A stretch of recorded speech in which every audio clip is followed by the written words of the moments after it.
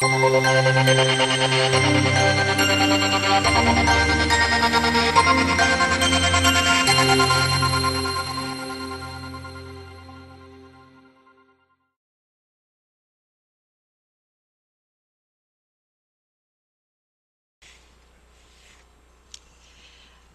finally listened to my creative, intuitive self. It's not something I've done much of in the past, and the more that I do it, I wonder why I haven't listened more before now. I will continue to listen to my intuition. It's strong, and I trust it. In 17 years of teaching, I haven't really believed in letter grades. I didn't understand what they had to do with true education. I feel very strongly about this. I have amazing friends and colleagues. We've had many discussions of the innovative ideas we have, the dreams we have, if we could have the dream school. I've been to conferences and excellent seminars, and we talk and talk and talk, probably to encourage each other, but sometimes it's just time for action. I think that's what brings us all here tonight. Last year, I decided I need action. I proposed to my students, what if we learned in here for the sake of learning, and you did things you really loved and things you want to do, and you want to do better?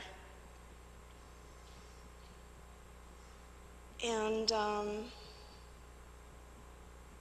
it was versus the letter grade, the extrinsic reward that doesn't have meaning. It varies from person to person what an A might be, what this letter means, what skill is that, it doesn't mean anything. The kids responded with the most intense energy. It was the best time of my teaching ever, although it was the most difficult.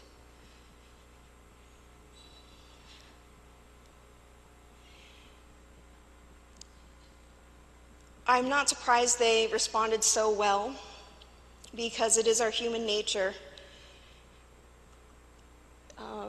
to have motivation, to have intrinsic motivation. We have these basic needs, but what I want you to pay attention to, Maslow's hierarchy of needs, these top ones. With cognitive, we have the desire to share our knowledge. In the aesthetic, what is our purpose? Where do I fit in this puzzle? Self-actualization, who am I? I know myself, and I have a well-being about who I am. Self-transcendence up at the top. I guess it's not all about me. This, yeah, it's about me. But when we get to this point, it's about the vision. It's why we're all here tonight. It's in our nature to dream and to have a vision. Altruism. Bettering our community. It's our nature. What baffles me is that our education does not reflect this. It's more like this. I loved this part with the restraint chair. How many times have you felt restrained? Our students feel that often. I've felt that as a teacher. I'm sure administrators have felt that. So we have essays. Bam, bam, bam. Someone said, 5-paragraph essay. We have the bubble test.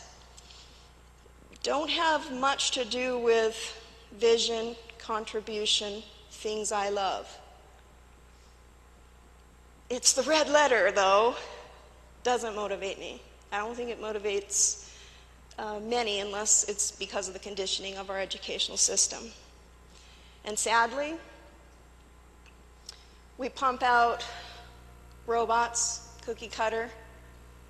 This resembles a dunce cap to me. We don't need that, and our students don't want that.